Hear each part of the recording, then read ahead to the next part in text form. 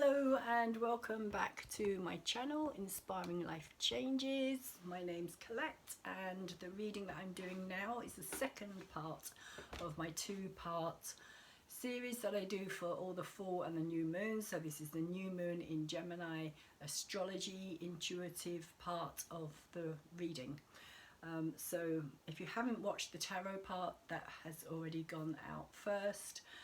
And this is going to be more about the astrology that's involved and what's happening at the time of this new moon. So I was away last week and I haven't had time to really do the write-up that I would normally do. So I have managed to kind of gather as much of my thoughts together about this as I possibly could. So I've written it down. It's in more note form than usual. If you've been here before, the way that I do it is reading it off the screen of my laptop, as I also write it up as a blog as well. So I normally have two versions of it, but this time I'm kind of going to be winging it a bit because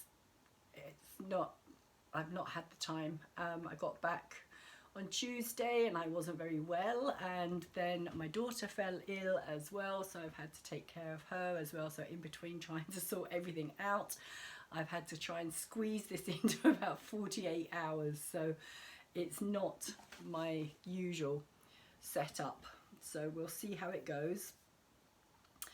But as per usual, I will be starting the reading with these cards here, the new moon energy. A new beginning is coming, a new start is coming, a fresh beginning, a time of planting a seed for whatever it is that we're wanting to grow at this period of time of the new moon as well.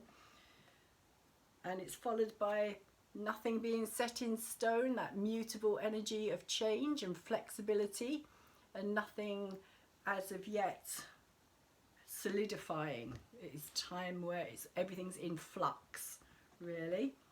And lastly, communication is key, which is the new moon in Gemini energy itself. And then behind me I've added another card, so anybody who's watched my other video will know that there was only 4 cards previously. So we've got the Gemini, which is the new moon, where the new moon is taking place, and that's followed by the Mercury card, which is actually like the mind card. And then we have the 3rd house, which is all about messages and communication again. The light is really bright when I do that. Mercury retrograde is the card that I've added to this as well, because Mercury being the ruler of this new moon and Mercury is retrograde as well, that is playing a huge part in the energy itself, because Mercury's slowing down. It's about to station direct on the 3rd of June. And then we have the air element, because Gemini is an air sign. So I'm going to first pick a card from the Spirit Oracle. And I'd just like to say thank you to those of you who've come across to watch this video. I do appreciate you being here.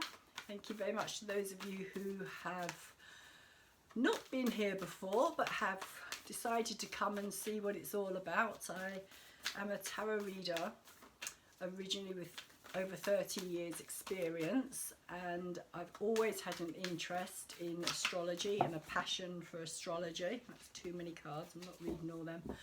And I started looking into astrology from about the age of 11, 12 years old. So it's been with me all my life. And so it's kind of grown into more of a passion, really, over the years.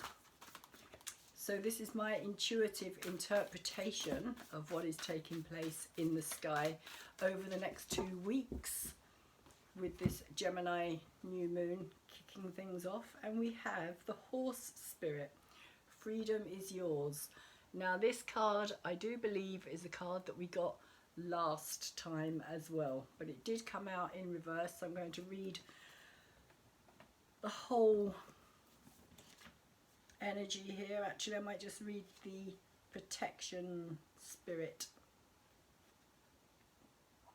and see what it's telling us at this time, what it is that we need to be aware of. Horse spirit, freedom. Freedom is yours, but when it's in reverse, it has a slightly different meaning. So the protection message here is, are you feeling stuck? Has your spirit been broken by challenges you have faced? Your current choices may not seem the best, but you are not seeing the clearing ahead where you can break free and run. Whatever your choice is right now, they can lead you to exhilarating freedom. So trust the guidance of spirit. Horse spirit is here to tell you that adventure calls, and you will soon realize your power is greater than you think. Perhaps your frustration and feelings of being fenced in are the result of being too much on your high horse, unwilling to come down to earth and join the herd that wants to support you. Being in control and in charge can be overrated. It's time to loosen up, drop the reins, let go, and prance with others just for the fun of it. So that's an interesting energy, the horse spirit. Decisions are very much a Gemini energy as well. Decision making is very Gemini. Being able to make choices between two things. And I'm sure that we had the horse spirit during the time of the Scorpio lunar total eclipse. And if you watch my other video as well, the tarot reading one, I'm sure that the same card came out in that reading as well. So that's interesting. Seems that we're still kind of in that same interplay of energies. So this new moon is taking place in Gemini, and it's taking place at 12:30 in the afternoon for UK timing, and it's taking place in what is known as the inquisitive, mutable, which again is that fluctuating, changing, nothing definite energy. Very curious minded. Gemini likes to know things, likes to pick things apart on some level as well, and very quick thinking energy, Geminis. So it is occurring, as I said, at 9 degrees and 3 minutes at 12:30 in the afternoon UK time. It's going to be different elsewhere for yourselves as well, so it's worth checking out for those of you not in the UK where this is going to be, what time, sorry, this is going to be taking place in your own time zone. So if you have any planets or any points within that 4 degrees to the 14 degrees mark of Gemini, as well as the opposing energy of Sagittarius, that the 180 degrees, or also the two 90-degree squares of Pisces and Virgo, you are going to feel this energy the most strong. And it would make a difference as well as to which house placement that energy is falling in for you. So if you don't know what I mean by that, there is a free natal link in the description box down below for you to go and check that out for yourselves, because the house placement of where those degrees, particularly the 9 degrees of Gemini, but from about 4 to up to about 14 degrees of Gemini, and the other signs that I mentioned previously as well, are the important energies at this time. They are the most kind of potent, shall we say. So collectively, this moon is falling in the 3rd house, which is all about communication, and it also covers things like short journeys, the media, siblings, education, younger generation, children. What else have we got here? Okay, so communication is is the key, as it said earlier. Communication is key, and also because Mercury is retrograde as well, we could also find things like words being censored and certain words that we hold dear and that we've known all our lives suddenly being banned to us, that we're no longer allowed to use these words, these familiar words, these words that we are consciously aware have like particular meaning for us and stir up particular emotions for us as well, all being kind of banned and censored from our kind of everyday language. And all of this is going to be highlighted at the time of this new moon, as will be, as I was saying, the education system, internet as well. There could be upsets within the internet still, because Mercury is still retrograde and he's also slowing down. More about that in a bit. But also Gemini is that sign of duality as well, so it does connect with the divine masculine and the divine feminine. Two sides to every story. The balance between things, the pros and the cons, the reasons why we do something or don't do something, decision making.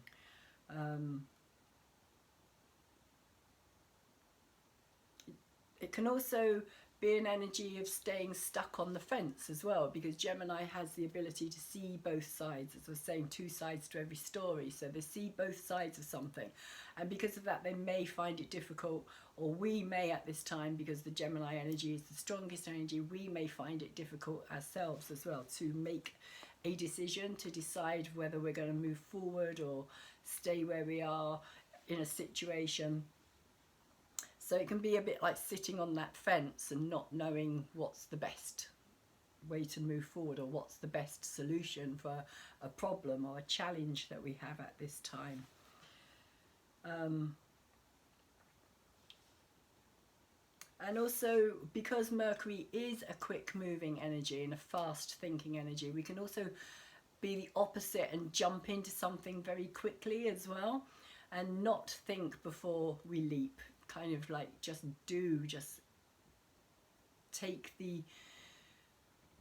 take that spontaneous, if you like, action, that quick thinking, like the brain works quicker than the actual mind at this time.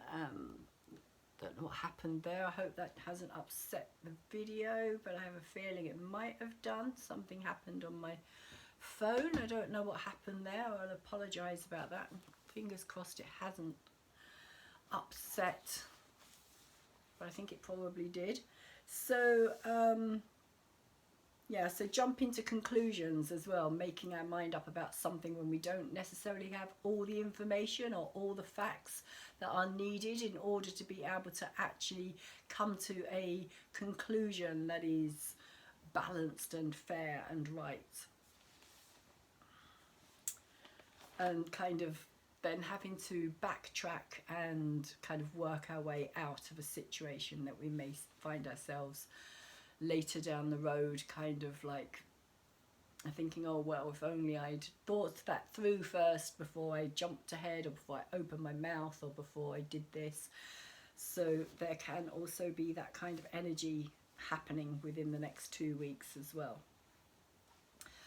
So both the sun and the moon are involved with the powerful conjunction taking place in Aries at this time as well. So they are both connecting with the Aries energy, and in Aries we find Jupiter at 3 degrees 29 and Mars at 4 degrees and 5 minutes.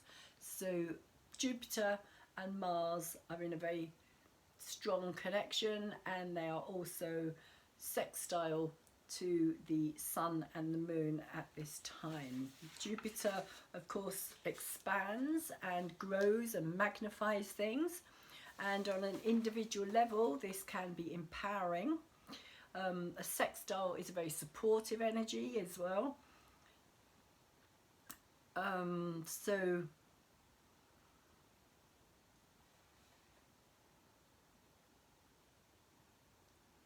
So we have 3 of our inner planets at this time, the Sun, Moon and Mars, all connecting with the expansive energy of Jupiter. So we're going to feel this energy on a deep personal level. Again, check your own chart to see where this is taking place for you, this Jupiter-Mars connection in Aries. It's very expansive, it's very optimistic, it's fortune smiling on us. Jupiter has a very personal, directed dynamic, which has the potential for us to achieve great things by being courageous and valiant. That's that Mars energy, bringing out our courage and our bravery in order to be able to do something. Speaking our truth is very important at this time. What's on our mind, what we will and will not agree to, what is and isn't acceptable. If we are brave enough to stand in our sovereign strength, speak our minds and have the courage of our convictions as well, we could also experience a sense of deep healing within ourselves, as the Sun and the Moon are also sextile to Chiron at this time as well. Chiron's at 15 degrees 23 minutes, so he's halfway through Aries now, which is a strong point in itself. All the 15 degrees of any sign are a strong energy. It's like they're kind of maturing, so Chiron is becoming a much more mature energy now. And connecting with the Sun and the Moon, it is giving us an opportunity to let go of our conditioned upbringing and change the narrative of who we've been led to believe we actually are, opposed to who we are, like the stories that we tell ourselves, the conditioning of our parents and our grandparents, and ancestrally, what we've been led to believe as being a fundamental truth doesn't necessarily mean that it actually is, but we take on board all these energetic stories and we tend to keep them going within ourselves, and we pass them on to the next generation, and that kind of keeps things in the same loop again, that same cycle. And as a friend of mine says, we are still being told what to do by dead people, which kind of sums it up really, really well. So in short, it's an opportunity to heal any long-standing situation from the past that still exists in the present and not take it into the future. So this is a time for us to leave that behind, leave that hurt, leave that story of who we have been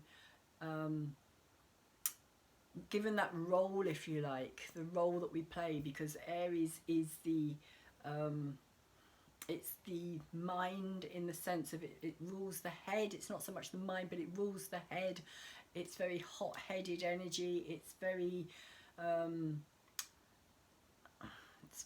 how can you put it, very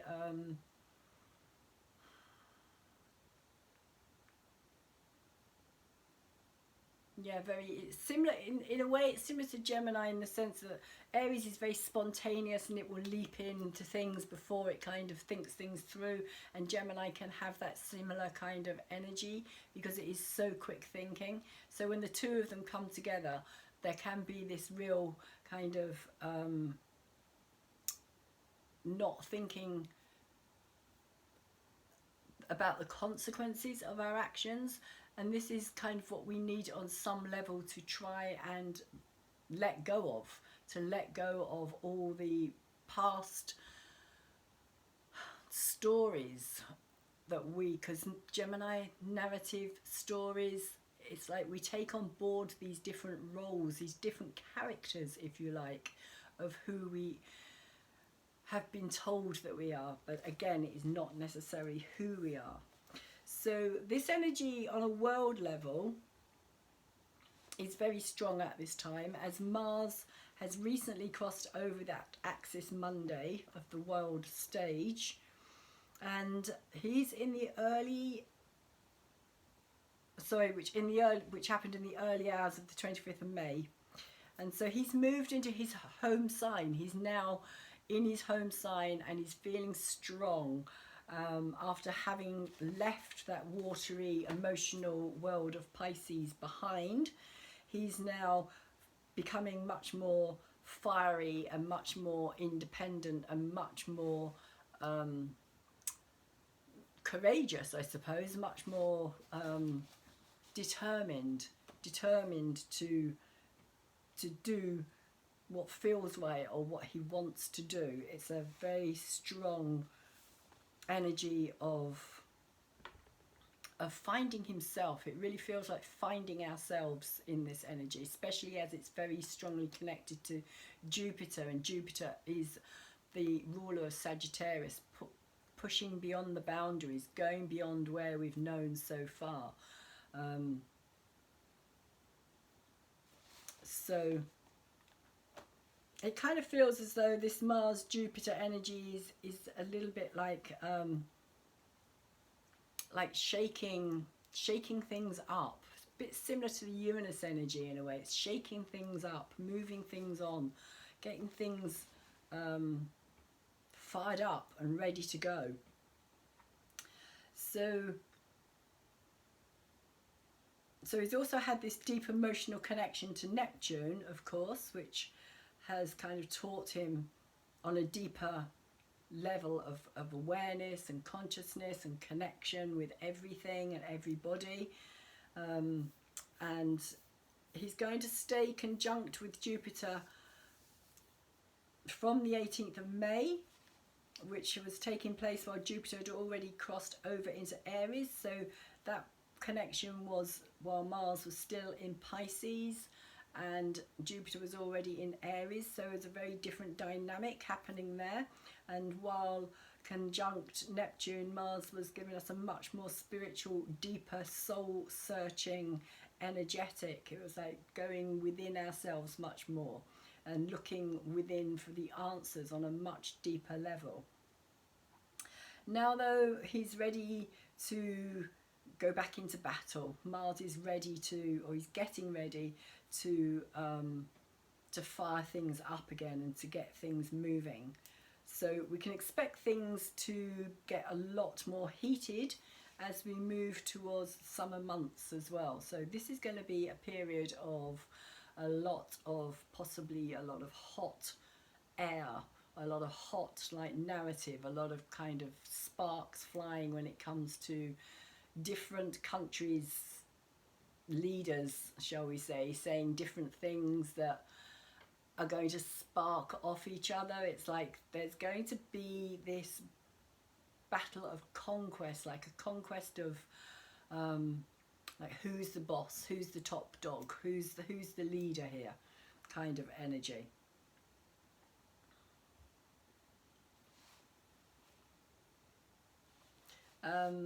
And mostly this is down to the fact that Mars is the god of war, of course. He's always looking for ways to challenge us, to get our blood boiling. And with Jupiter magnifying this energy with Mars in Aries, it's also going to have us kind of collectively involved with anything to do with like the military. Men in particular are going to be highlighted at this time as well.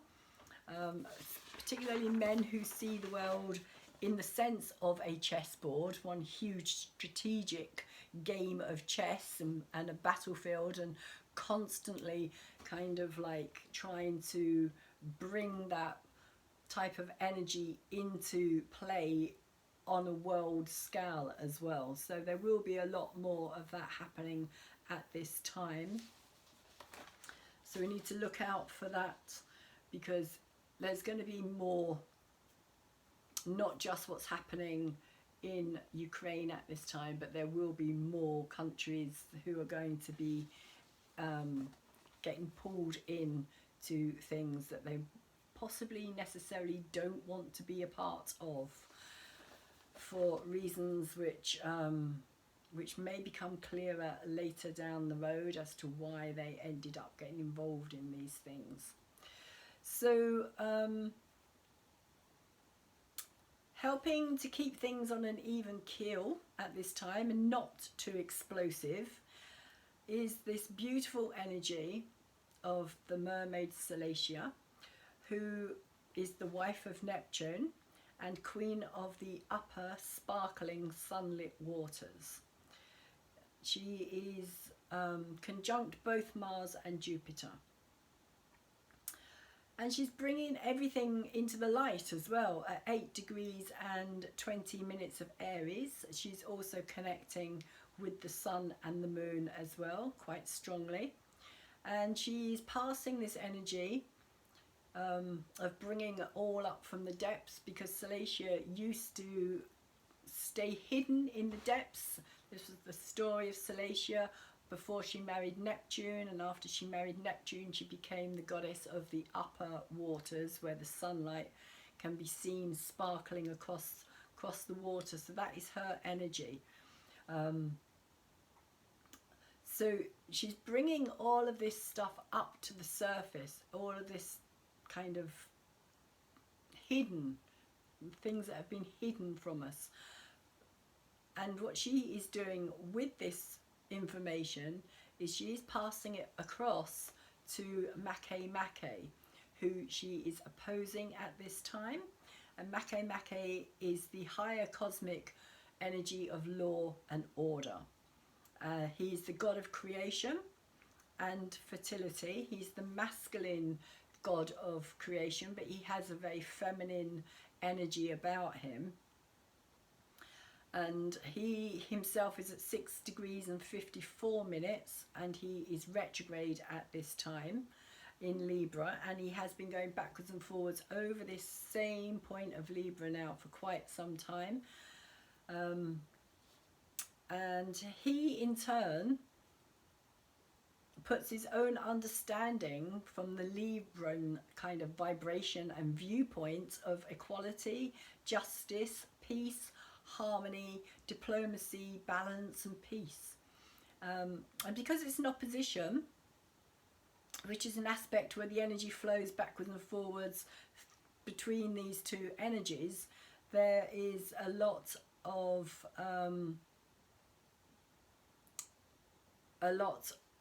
both of their energies kind of being put into this rhythmic kind of backwards and forwards understanding of the more that comes up from the depths with this Aries energy of our past and our how can you put it, our warrior nature, our bravery, our courage.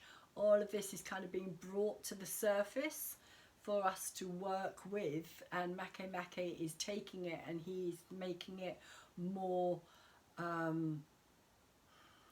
how can you put it, he's making it more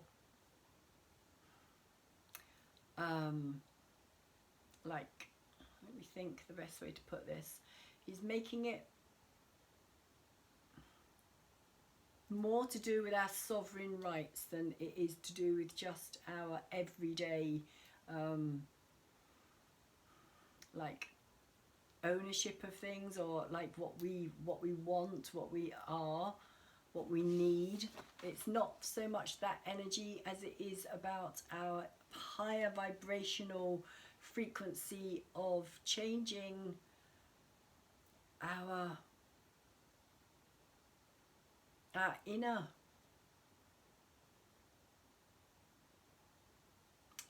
personal warrior nature. So it's becoming more like, they talk about it as being kind of like the toxic masculine. That's probably one of the best ways to express it, is like it has been from a long time, this toxic masculine energy. But it's changing form, it's changing vibration to be more of a spiritual warrior energy. So it's working on a different level of courage and bravery for something that is greater than just us. just the individual. It's greater than just the individual, but it's coming from the individual, because the individual has to change, like, one by one. We all have to change in order for it to all for it all to change. So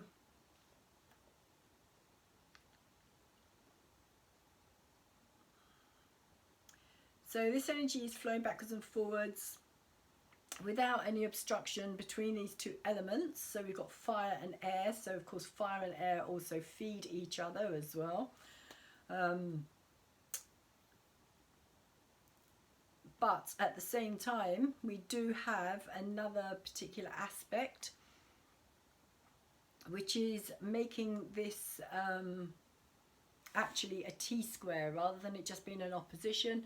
We have this T-square, and this T-square is taking place with Pholos in Capricorn, and Pholos is the centaur who died very suddenly by the tip of an arrow that had been dipped in the poisonous and toxic blood of the snake-headed Medusa.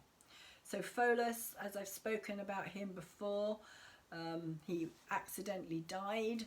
He wasn't supposed to die, but he died very suddenly. And he has a lot to do with toxins and poisons and biolabs and things that really should not be being created, that are being created. Chemical warfare, that kind of energy is very Pholos oriented.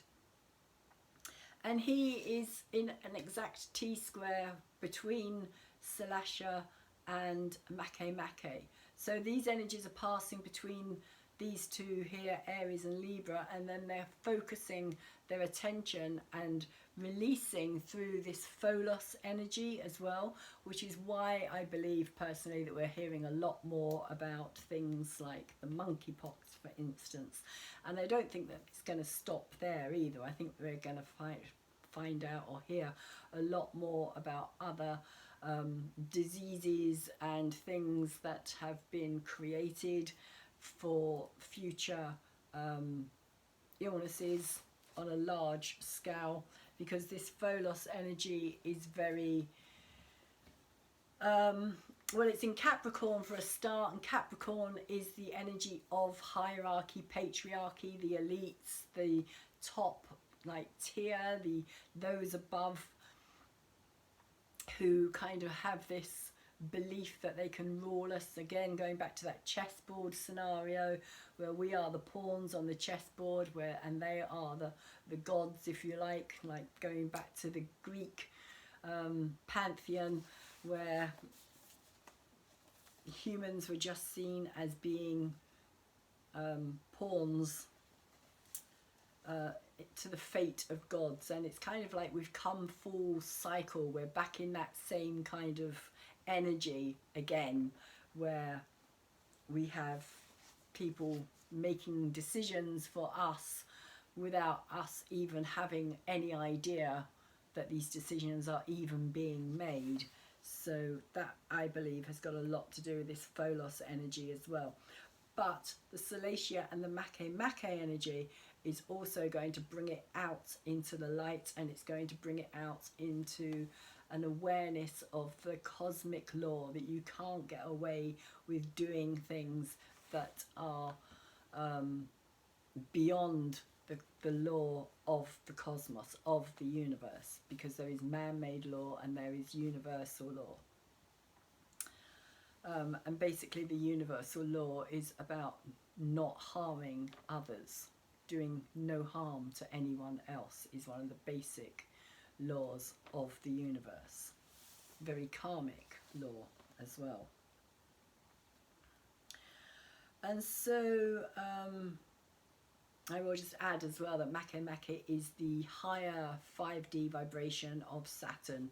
Saturn being the kind of restriction, blocking, the last planet that we can see with our physical eyes. So he's said to be the ruler of the physical domain, and also the lord of karma as well. But even Saturn has to answer to somebody, and Saturn has to answer to Makemake. So,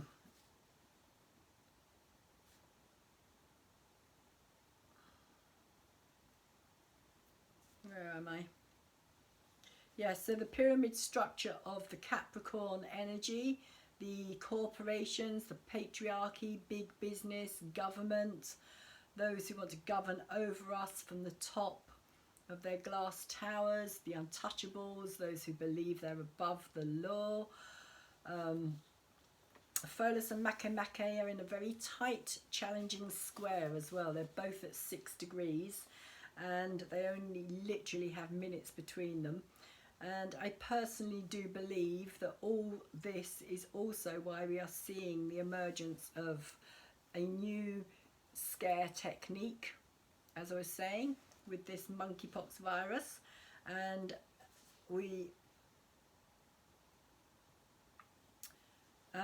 because so far we've managed to kind of resist the last big scaremongering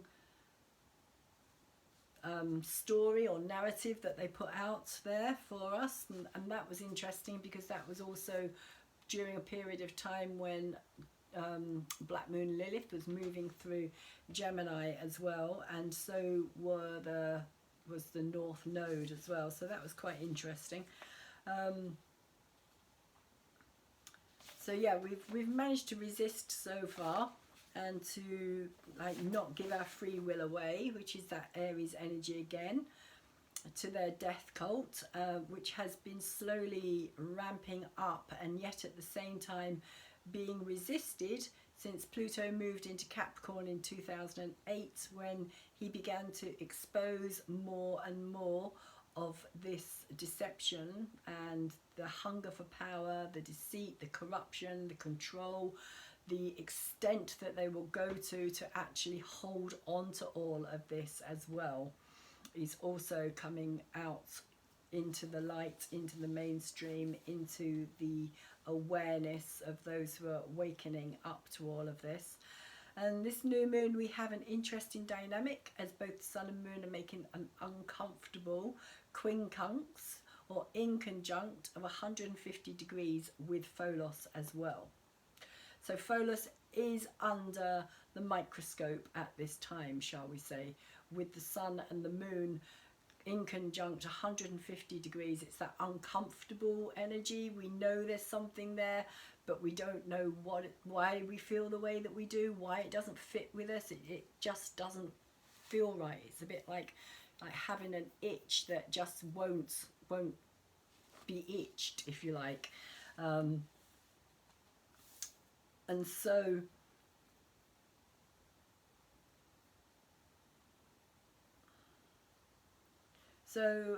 yeah, not only is the focus of the T-square, which includes Mars and Jupiter as well as Salacia, he's also being spotlighted in a not at all favourable way by the Sun and the Moon in Gemini.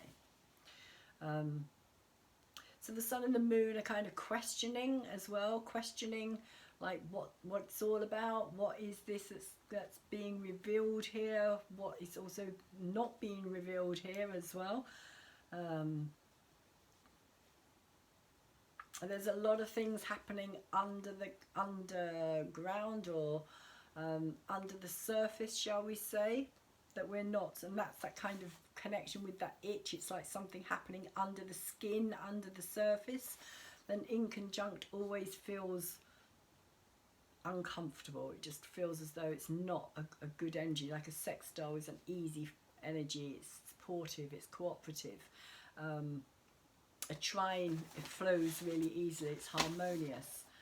Even a square we know is challenging, and an opposition is like the same kind of thing. But when it comes to an inconjunct, that 150 degrees, because the elements are just not at home with each other at all.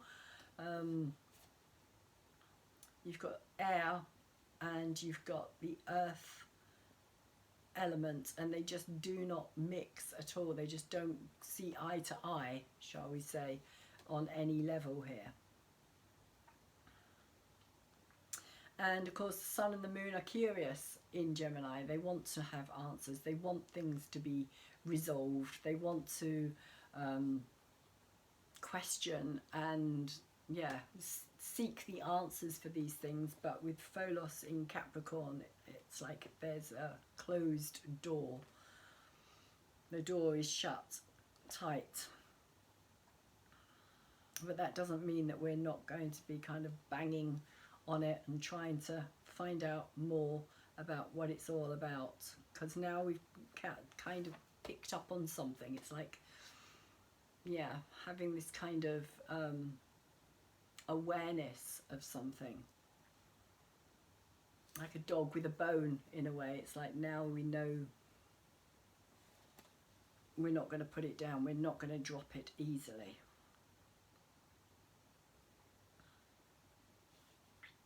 Pholos has been under the microscope and under the spotlight. So, so we can expect to hear a lot more about this monkeypox situation, whether it's real or not. The narrative will carry.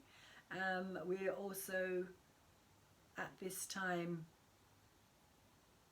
in a very beautiful, easygoing, harmonious trine with Clarico, who is at 8 degrees 43 of Aquarius, and so she's actually making a grand trine with the Sun and the Moon. Clarico and Make are all making this grand trine in air. So that's very easy, that easy flowing energy communication. And they're talking about like with Clarico, because she's the wife of Chiron, so again it's to do with healing, but it's holding that space for that healing to take place in. And it's also saying that this is a difficult time of change as well. It's a difficult time of change and transformation and evolutionary transition, creating this grand air trine, which also includes Make in Libra, as I was saying. So also this need for fairness, harmony, balance, equality, all kind of seeking all of those attributes at this time. So the energy is flowing between these three signs and these outer planets, these big like Make, Clarico, Salacia, Pholos. They're all beyond the Neptune. They're all Kuiper belt objects. So basically what that means is that their energy is of a much higher kind of vibrationary level. So when they're coming in like a much far-reaching. It's a much more far-reaching energy. It's an energy that's going to have a big, long-lasting effect,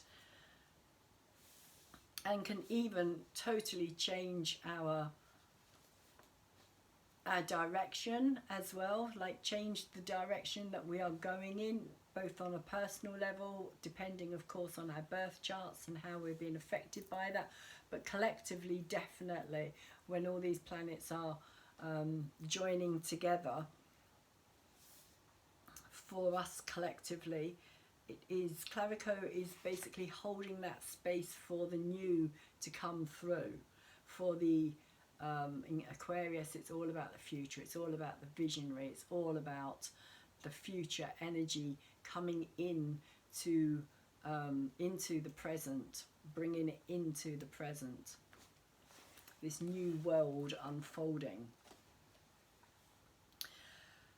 As I previously mentioned before, yeah, when we are dealing with any of the celestial bodies in the Kuiper belt or even further out, we are being influenced by much higher vibratory energies. And this new moon, we have some truly helpful, beautiful, behind the scenes, long-running aspects taking place with Clarico, Salacia in a tight sextile, as both are at 8 degrees as well. So Salacia is also in that mix as well. Again, bringing in that light, bring it out of the dark into the light, bringing us out of darkness, out of our dark ages of not knowing, of not being aware, of kind of just stumbling about in the dark in many ways. This new light is coming in.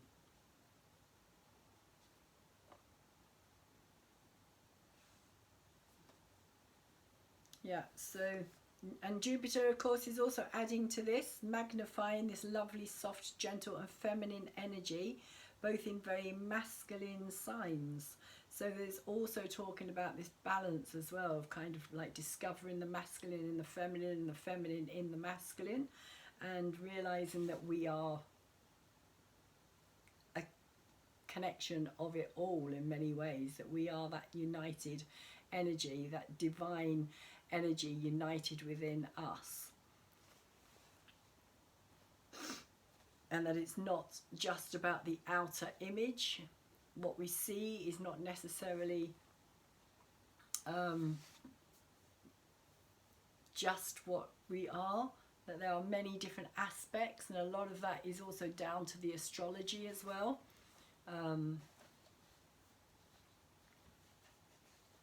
Whether or not we show a more masculine, more dynamic, more doing energy, which is very much that masculine energy, or whether we're more receptive and more gentle, more nurturing, which can be found very much in men, and equally women can be very dynamic and doing and action oriented and very independent in that sense as well. And a lot of it can be down to the astrology. It can also be down to upbringing as well. So there is something about this energy with Salacia and Clavico, the new moon, which is very similar to, for me, it reminds me of the Star of Hope somehow as well. Maybe that's also because Jupiter's involved there as well. But there's something about this kind of detoxification and purging and purification taking place here as well. Something going like, pardon me, so that what we are going through is like a rebirth. It's like a purification. It's like a burning things away, clearing things out, and kind of moving towards that light, coming into that light. Because there is this beautiful light. It's very soft, it's very soft, it's very gentle, it's very feminine, it's very nurturing, it's very caring, it's very loving. But it's also with the sun and moon there as well, it feels quite a stable energy in itself, even though it's in Gemini, which is all about flexibility and change. It still feels as though there's this kind of sense of knowing who we are deep within ourselves.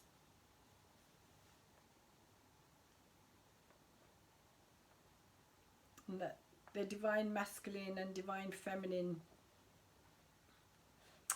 in conjunct Pholus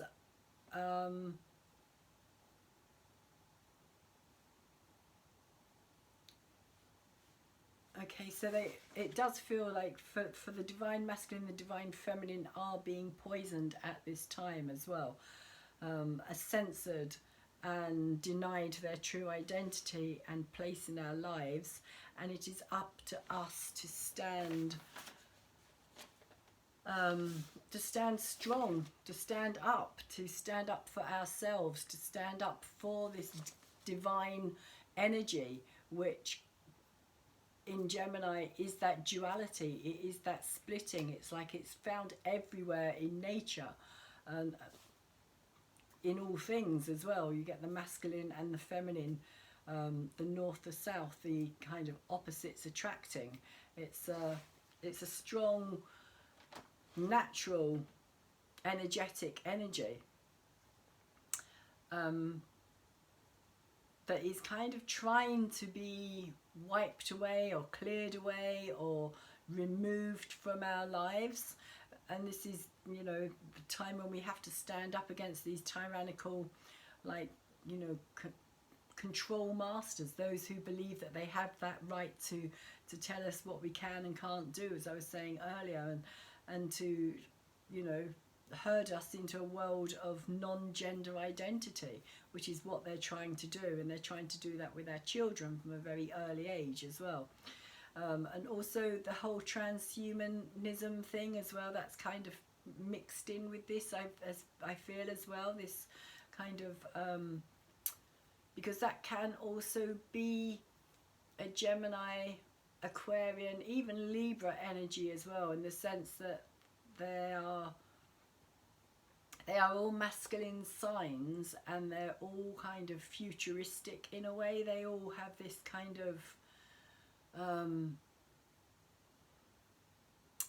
can you put it, because they're to do with the mind, they're kind of abstract energies is probably the best way to express that. They're creative and they're abstract, and they can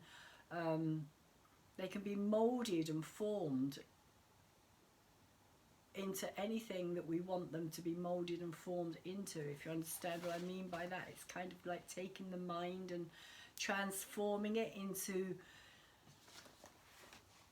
into these robotic beings, which is basically what they are trying to do, like implanting neural links into our brains and things like that, to kind of like improve us beyond what nature has already created.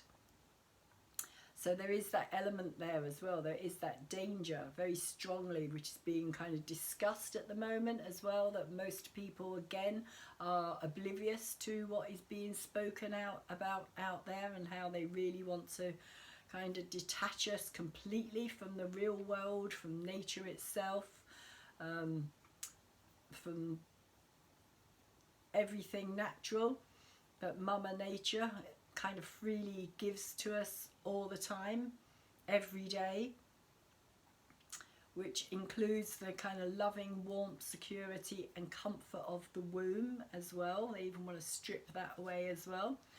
And so instead what they offer us is a false sense of security and the toxins of the Medusa related drugs that they peddle. So again, this Pholus energy is very strongly placed here as well. And very interestingly, the asteroid Medusa is also in Capricorn, and she is actually conjunct Pholus. And I found this out because I kind of was looking up where Pholus was, and I knew there was an asteroid called Medusa, and I thought, oh, I wonder where she is at this moment in time, as a matter of interest. So I went to have a look, and I discovered that she's actually at the 1 degree mark of Capricorn. She's actually retrograde at this time as well, so she's going back into Sagittarius. I don't know if she will actually go back, because I don't know how long she's actually been retrograde at this time, but she is very close to Pholus at this time. And they are both retrograde as well. So Pholus is moving back towards her, and she is moving at this time back into Sagittarius. So Pholus is also opposing Black Moon Lilith, which again is that dark, raw, primal female energy, of which the patriarchy is so afraid of, who is now residing in the womb of the universe. So Black Moon Lilith is actually in Cancer at the moment. Cancer is known as the sign of the womb of the universe.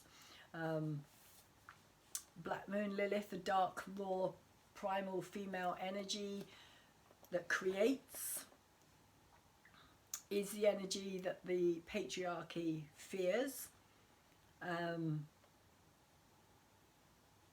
And she herself at the moment, she's in Cancer at 5 degrees and 4 minutes, and she is also preparing for the big battle that is the issue of the right to be safe, secure and protected within our own home. Our homes being a bigger extension of the protected womb of the mother. And so this is all going to kind of kick off very much so when we have the new moon in Cancer. That's also going to be quite a big thing. So that's what we've got coming up in the future, I feel, when we, because Black Moon Lilith and the Sun and the Moon are going to be both in Cancer at that time. So also we are talking, like with Black Moon Lilith here, do we have the right to privacy within our own homes? And I also feel as though there's going to be a lot more empty spaces within people's families and homes as more and more people succumb to this toxin and these poisons in their systems. And at the same time, Black Moon Lilith, who's also making a powerful T-square with Make through the mother-father axis of Cancer and Capricorn as well, which is very interesting.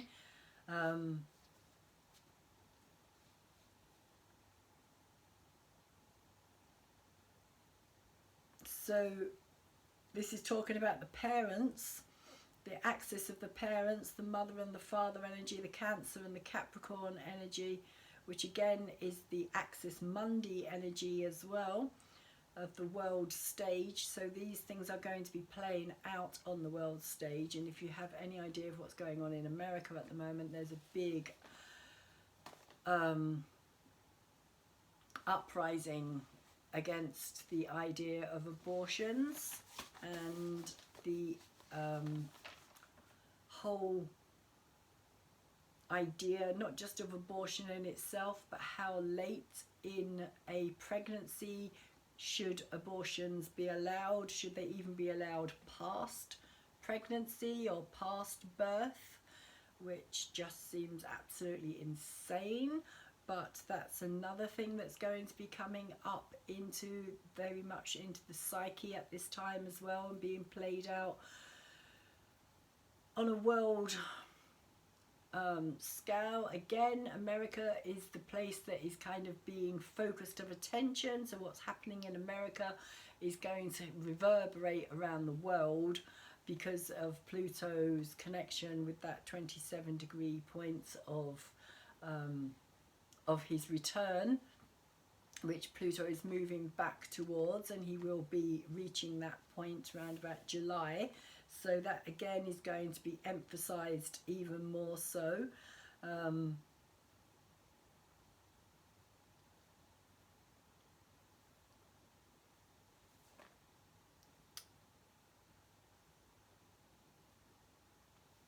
So yeah, parents are going to be demanding justice and seeking balances for the damages done, which we could also see many children becoming parentless. Make is the higher law of the universe, and that will eventually recalibrate us back into balance and harmony through the only true laws of the universe, which are of course unconditional love, and we are all children of this universe as well. So I do think that we are going to see a lot more come out about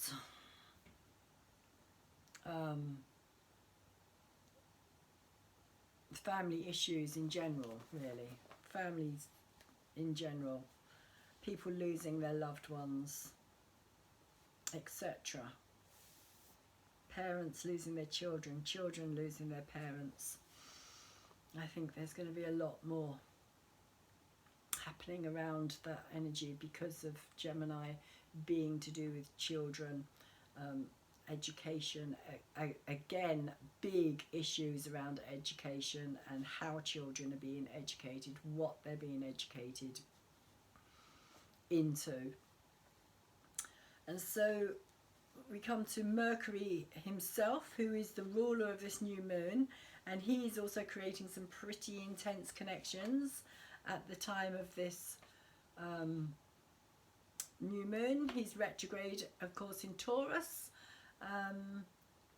He's now reached 26 degrees 37 of Taurus, and he's almost at the spot where the lunar total eclipse took place in Scorpio. So he's almost back to that same spot opposing that lunar eclipse energy. So it is similar to having like an echo of that happening. So again, it's going to kind of intensify that energy, even though that energy is still ongoing. It's like we're going to go through a kind of crescendo of that energy again, if you like. It's going to bring it back up into the awareness.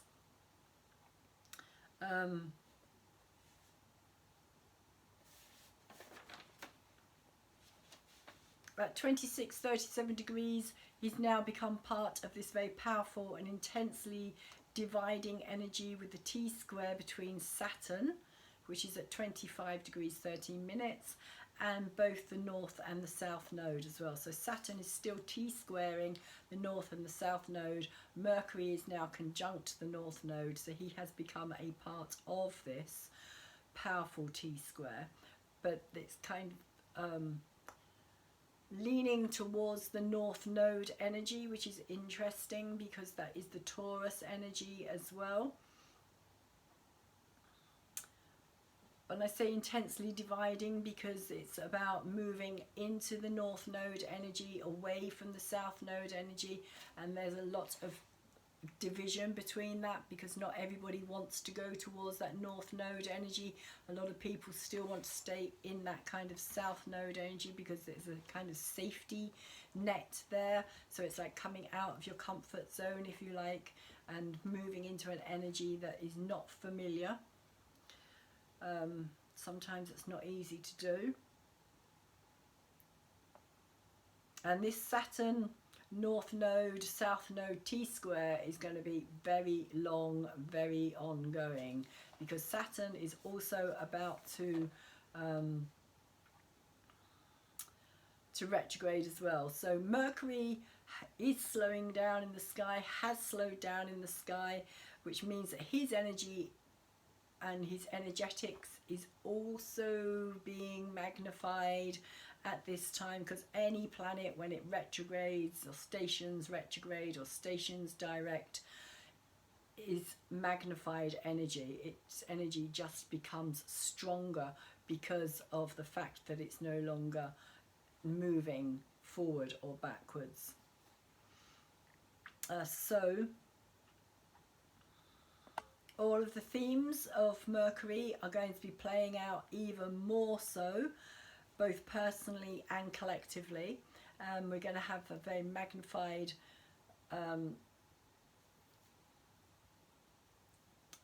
energy with Saturn as well.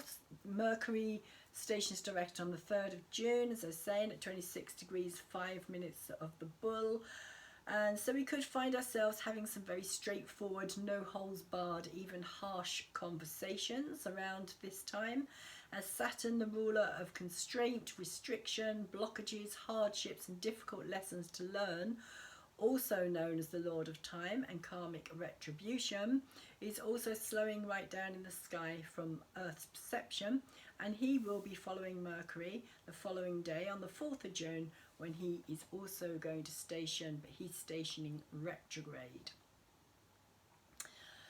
Saturn at 25 degrees 15 minutes when he stations will return to 18 degrees 55 of the water bearer Aquarius, and that's going to happen on October the 23rd. So we've got quite a long period of time for Saturn to be retrograding back from that 25 degrees back to the 18 degrees 55 19 degree mark, and this is the same degree he reached back in February, so he's going to be going back over the same ground as when he reached that 18 degrees mark in February.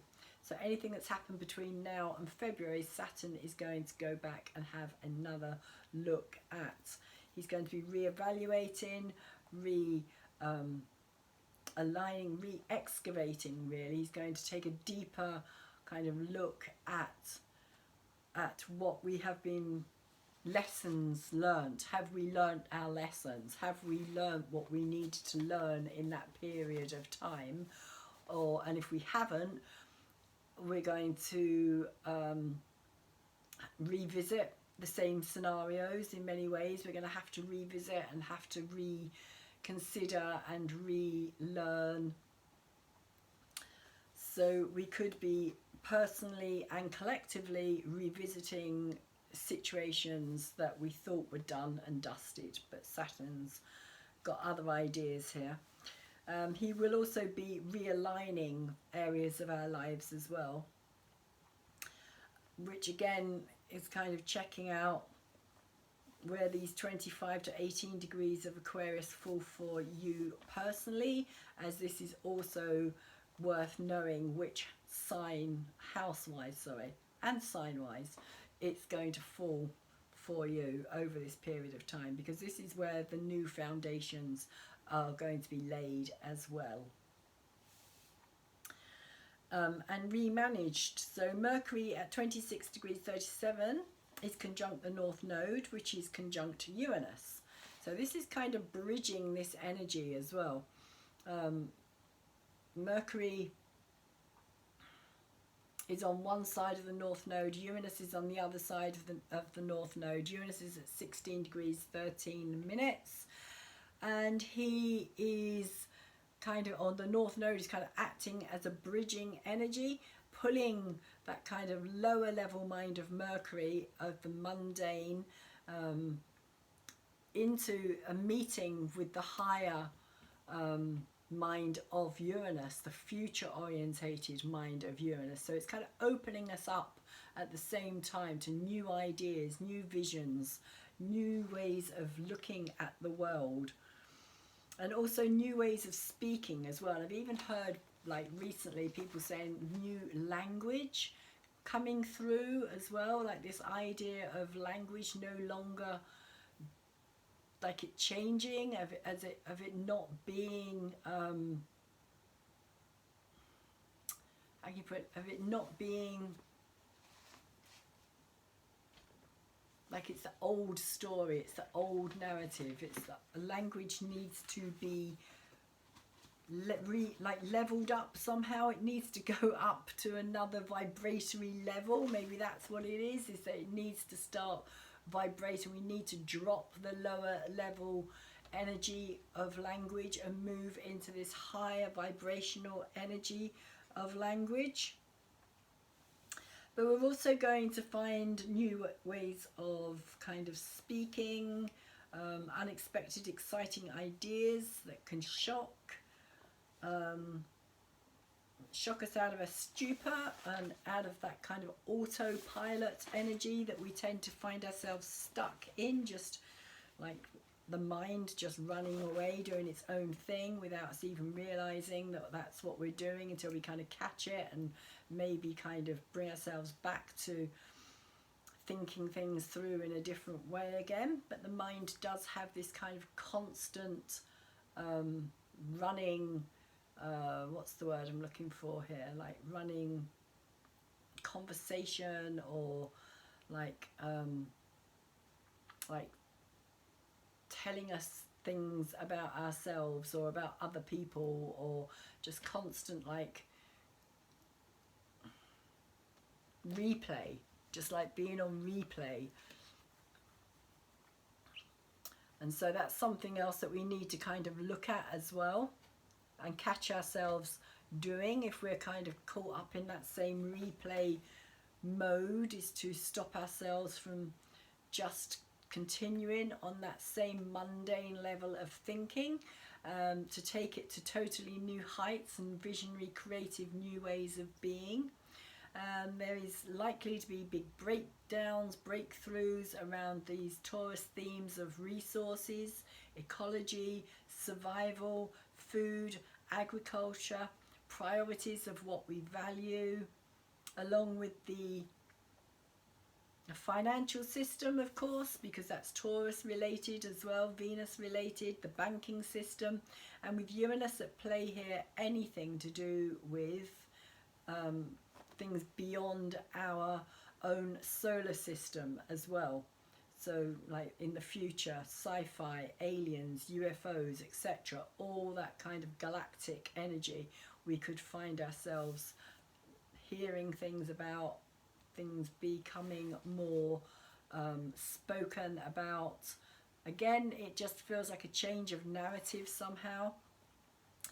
Uranus is also in a semi-square at 45 degrees with the point of the axis Mundi, the 00 point of Aries, but he's doing it on both sides as well. So as I was saying, that Cancer Capricorn axis is also part of the axis Mundi world stage as well. So Uranus is kind of bang in the middle between the two of these energies at this time. So he's got the Cancer one at 45 degrees and also the Aries one at 45 degrees as well. So there's a chance that a lot of this Taurus themes are going to get played out on the world stage. Again, to do with resources, food chains, agriculture, new ideas of how to grow things, or just even more people returning to growing things as well. People returning back to their gardens, returning to their own independence when it comes to the food that they eat and what they put on their plates and in their mouths and in their bodies. And just being much more aware of the health benefits related to all of this as well.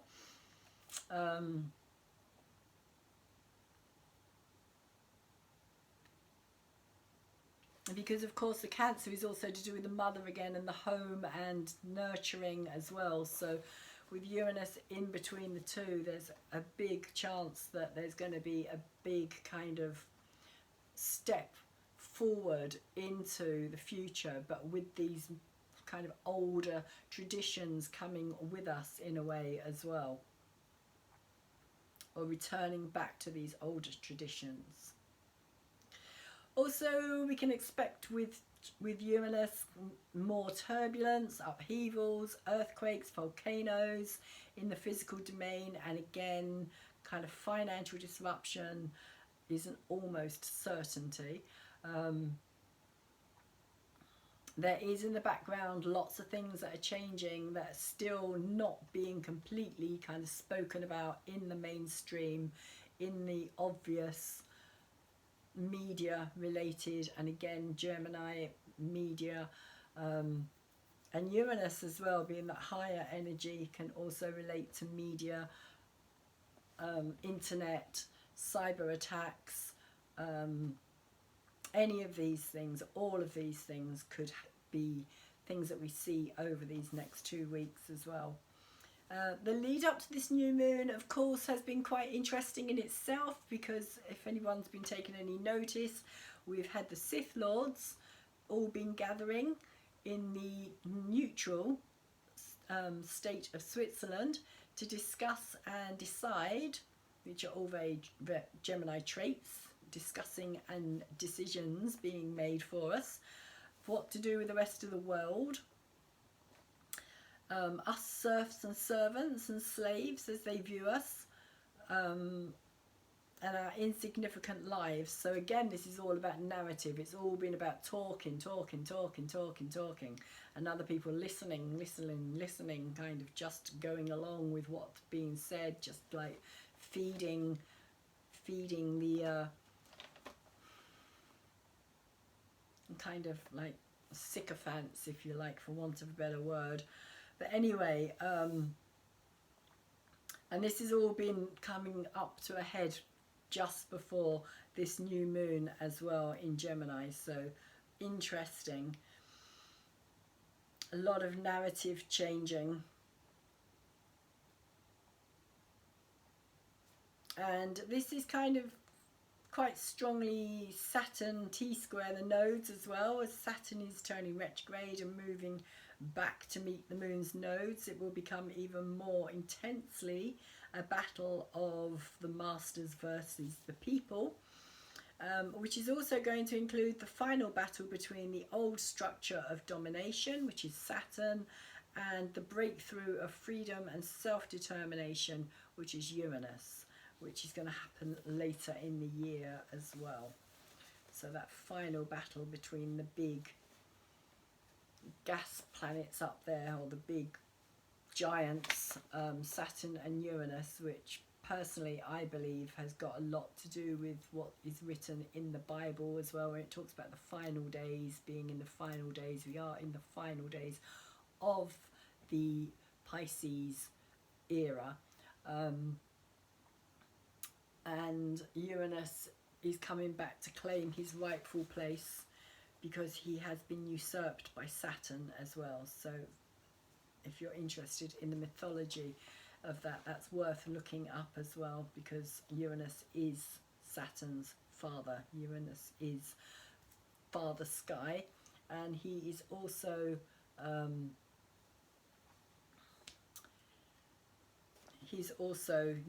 back to take his rightful place. He's in Taurus at the moment, so Taurus being Mother Earth, Gaia, it's like the two have met up again.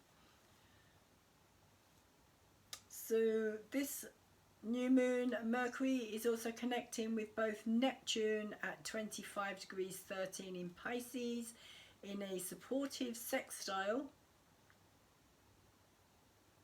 and another helpful harmonious trine to Pluto. So Mercury's making some really interesting connections because he's connecting with all of the outer planets at this time, apart from Jupiter. And while he's in this trine with Pluto, which is that kind of ending of things and transformation of things, and again it feels like the energy of the end of a narrative, the end of a story. Pluto is also sextile to Neptune at this time as well. But he's also, as I was saying, he's also connected with Saturn and also Uranus. So this, to me, is like an indication of very long-term shifts and changes in the narrative of things coming to an end or turning point, as more of the truth is exposed, bringing a deeper sense of clarity, which in turn is going to have far-reaching effects on the long-term events into the future, because all of those planets are outer planets. They're all long-term, future-oriented energies. They're the planets that change the future on a large collective scale. So that is saying to me that there is a change, there is going to be a shift in the narrative. The old is dying, the Pluto energy here, transformation. The Neptune energy is kind of bringing things again into the light, the unknown, the mysterious, what's hidden behind or has been hidden behind for a long time, the delusional, the deception, the deceit, the lies, but also the kind of the magical and the mystical and the beauty and the unconditional love. This is also very much the Neptune energy, also being our own saviour rather than looking for somebody else to save us. Again, using our communication or our voice or our inner thinking to actually give ourselves that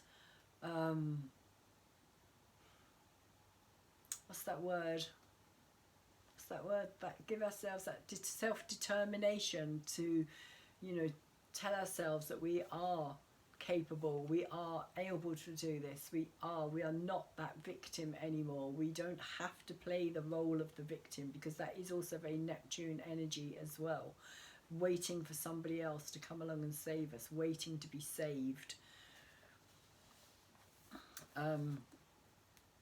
So I think there's going to be like this awareness and this understanding that we are all our own saviours, really. That's the story that is going to change our... Sorry about that, my phone's just gone and done it again. Mercury retrograde, you can never trust it. So yeah, interesting. So lastly, I just want to talk about the theme of Medusa, which is appearing very strongly at this time. As again, when I was looking into the connections with Pholos and Medusa, I also discovered, as I was saying, Medusa is... Actually, I think I've already talked about this. No, I haven't. Sorry. Medusa is at the 1 degree and 14 minutes of Capricorn. But Mercury is also conjunct a fixed star known as Algol. And Algol is at 26 degrees and 10 minutes. And Algol is located in the Medusa's head, which is being carried in the left hand of the hero Perseus in that constellation. And it was Perseus who chopped off the head of the Medusa. So, and interestingly, he also managed to do that by having the help of the sword and the winged cap of Mercury, as well as the shiny shield mirror where he could see the Medusa but didn't actually have to look at her in the eyes, so he didn't get turned to stone. But Algol is known as the star with a bad reputation, and it is related literally to decapitation because of the fact that it is the Medusa's head and she was decapitated. And so it's also about losing one's head, metaphorically. And the word alcohol, very interestingly, comes from the word algol as well, or said to derive from that word, which in some countries is also said to translate as demon, which again is another very interesting fact because of all of the energies that seemingly are playing out at this time, the good and the bad, the spiritual war of good and evil. So alcohol also has a bad reputation. Too much alcohol can drive you mad, make you lose your head.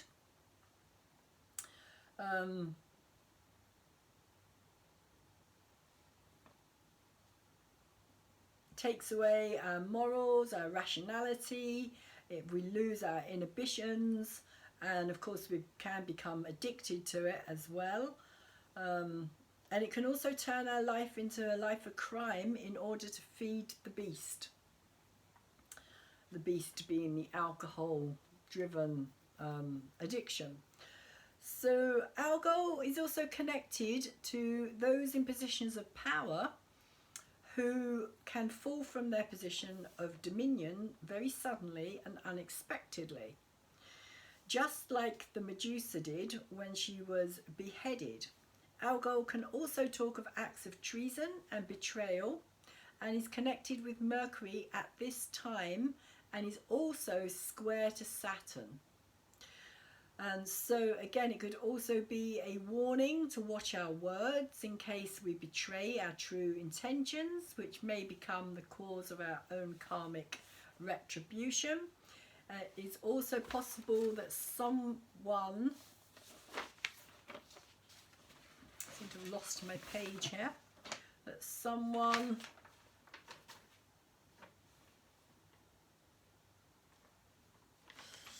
But someone could also, I think what I was saying is that someone could also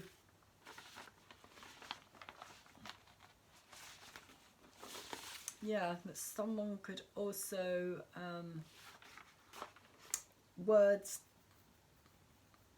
could use words against us to like act quick, and again that sudden downfall.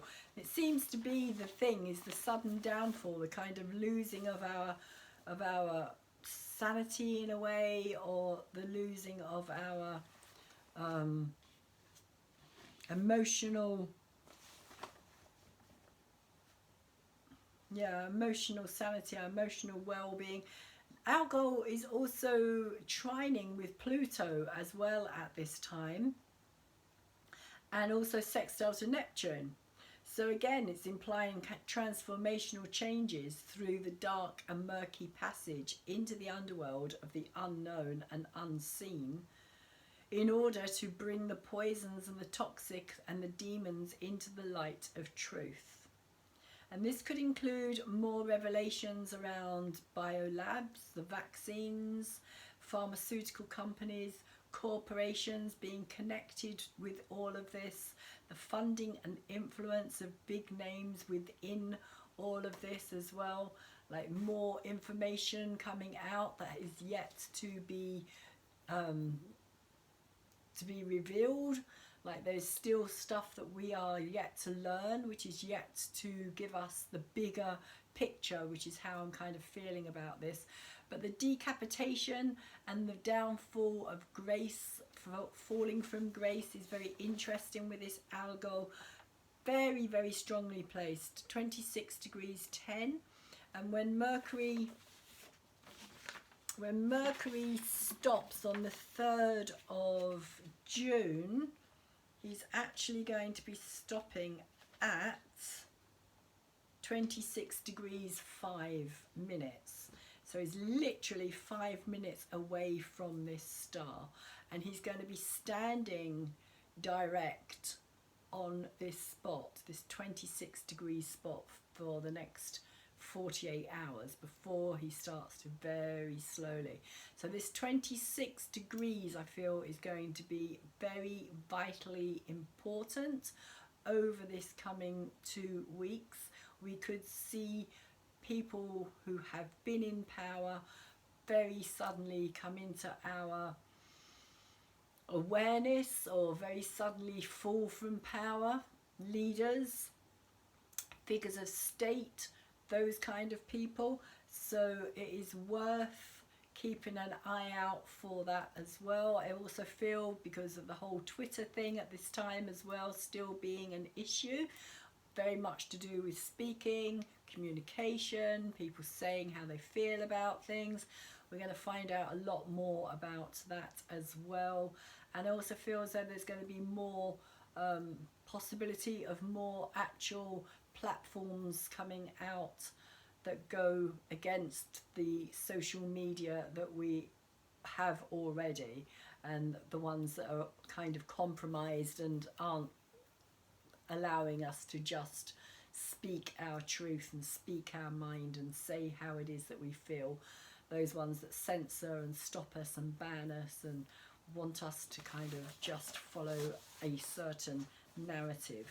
And that really seems to be the theme at this time, is this narrative coming to an end. It seems to me as though something somewhere, some storyline, something, the old, is coming to an end, and there's something very new, very fresh, very far-reaching, expansive, something very what's the word I'm getting here? It's kind of Jupiter orientated, so it feels like it's very like optimistic, but also something that's going to kind of bring us a lot of truth and insight and freedom and liberty into our lives as well, all things which are very Uranian as well. So I think that over these coming weeks and months, we are going to see a big change in what is happening in our lives from this time of this Gemini new moon. So lastly, I'm going to pull a crystal Deva card to see what the energy is here. Again, I would take a look at that 26 degree point where Algol is situated in Taurus, in the head of the Medusa, on a personal level, where that's going to play out for you yourselves as well, because it could be to do with a boss, somebody who you have a lot of trust in, or somebody who you feel wouldn't betray you. It kind of feels as though it's something quite sudden, out of the blue, that's going to take place here. It also connected to that Scorpio energy as well, that Scorpionic energy, of course, because that lunar eclipse took place at 25 degrees of Scorpio. So very, very closely placed to that as well. So Algol would have also been taking part in that energy at that time, opposing that lunar eclipse.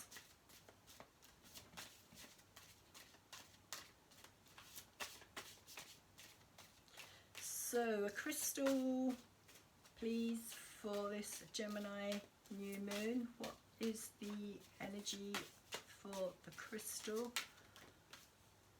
for this Gemini new moon? Which is the best crystal for us to be working with at this time? Please, source.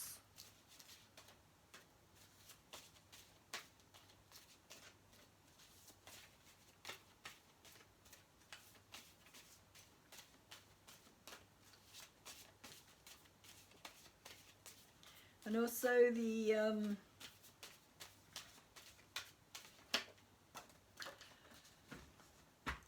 fact that it's also to do with betrayal and treason as well, are very interesting words there.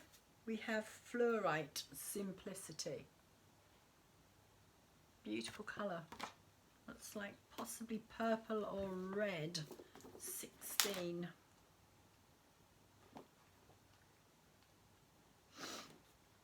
Fluorite. I think I'm going to sneeze. It is purple and it works with the crown chakra. And it's saying, envision a desert scene miles from anywhere. You are surrounded by this spare brush on the desert floor. In the distance you see mesas rising from the earth and reaching for the sky. Hawks circle, small animals scurry, snakes slither. A peaceful stillness lies over this place. It is a place of purity, far from the distractions, noise and confusion of the world you have become so accustomed to. This is a place that knows itself. It does not need a national burger chain for identity. It is comfortable with who it is. Sorry about that light there. The simplicity of the desert is a symbol of an uncluttered existence. Do you long for a simplification of your demanding life? Freedom from complexity and overstimulation opens a space within you to entertain some profound questions that need to be asked. What is life? Why am I here? How can I help? Is there more to my existence than this everyday humdrum? If so, how can I get in touch with it? Where is the room in your busy schedule for asking these questions or receiving any answers? Perhaps the issue of whether these questions need to be asked and answered has not yet arisen in your life, but you may wonder why you often feel an emptiness and longing. To fill this void, you may try food or shopping trips to the mall, but unfortunately, material goods do not satisfy your need. The dress you buy may hang in your closet for months before you wear it. The fishing tackle may stay unused even longer. The fulfilled feeling you search for can only be found by stripping away the extraneous from your life. Then the true essence of your existence will be revealed. Does this mean that you need to become a monk or a nun? Not unless you feel a calling for these vocations. Are we suggesting that you throw out all your belongings and reject material goods? That could be unrealistic. It is essential, though, to disentangle yourself from the chaos that surrounds you and all that feeds it. The frenzy of your day-to-day life is pervasive. You cannot escape it unless you make a conscious effort. Have you chosen a card today because you want to return to a more basic life? Do you feel a need to reprioritize what is truly important and essential? Would you like to replace savoir-faire and sophistication in your interactions with purity and integrity?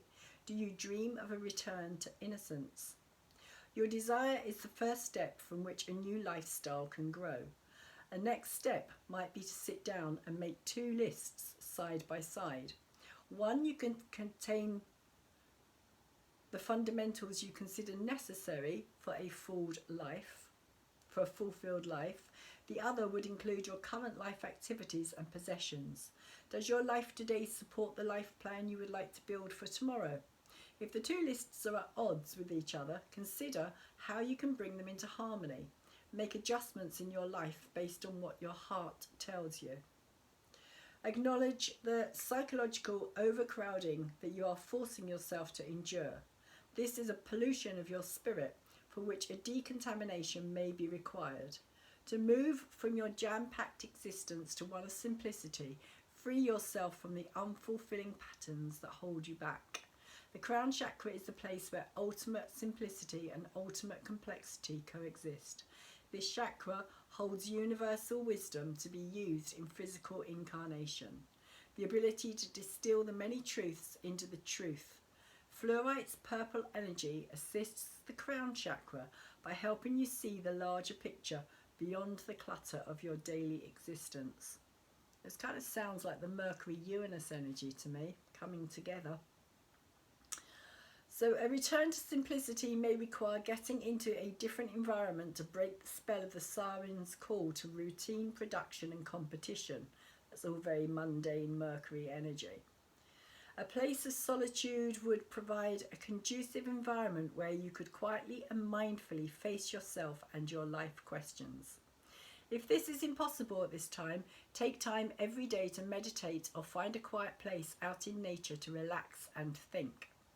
Some people touch into that stillness while running or exercising. Discover where it is that you can quiet and center yourself to do your important inner work.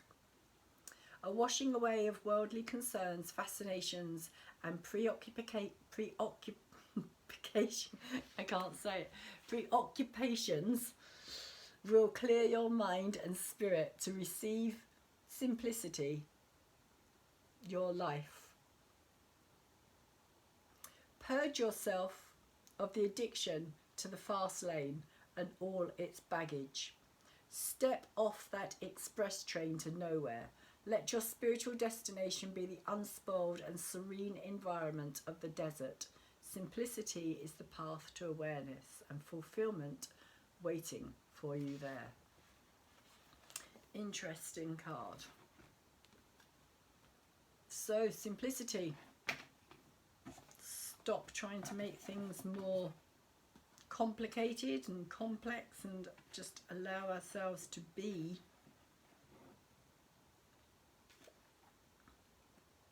who we're meant to be. It's working with the crown chakra as well, so the purple, bringing that energy in. So I'm going to finish the reading there and say that I hope you have enjoyed it. It's been a little bit different for me doing it this way. Sorry if it got confusing at times. If you have enjoyed it, please could you thumbs it up for me, give it a like, subscribe to my channel as well please, because that also helps me to grow my channel. For some bizarre reason my channel can't be found on YouTube. If you actually type in Inspiring Life Changes, you won't get my channel at all. Also, I barely get notifications for anything. I don't know when people have actually subscribed, so it's a bit confusing and I don't know why it's happening. Whether it is just something to do with the Mercury retrograde or not, I don't know, but I need to look into it. So please share my channel as well with those you think may enjoy listening to what I have to say on a personal level. I try to make it a little bit different to other channels in astrology and kind of working with the more background energies and not just those that are so obvious. But I do think there is so much happening behind the scenes that we're not really aware of, but are also having a big effect on our lives at this time. I know when I first discovered this connection with Pholos and the fact that he was to do with toxins and poisons and where he was when I first discovered him, and also where he had been at the time during the 2020 when we all went into the lockdown, etc. It was just kind of no way that could be just a coincidence. So there is definitely some bigger energies at play here, and I like to kind of bring in something different, something alternative as well. So if you have enjoyed the reading, as I said, please could you thumbs it up, please could you share it, please subscribe to my channel so that you know when I'm going to be putting out another video, which at the moment I am only doing new and full moons. But if you tap that little bell when it comes up on the subscription, then you'll also be notified as to when my videos go out. At least I hope you will be notified. I don't know if you will or not. It seems to be a bit of an issue with me on this particular platform, shall we say. So anyway, going to leave it there. Say thank you very much, and hope you have a blissful Gemini new moon, and that you don't lose your head, metaphorically and definitely not literally. And hopefully I will see you all again soon. Please take care of yourselves.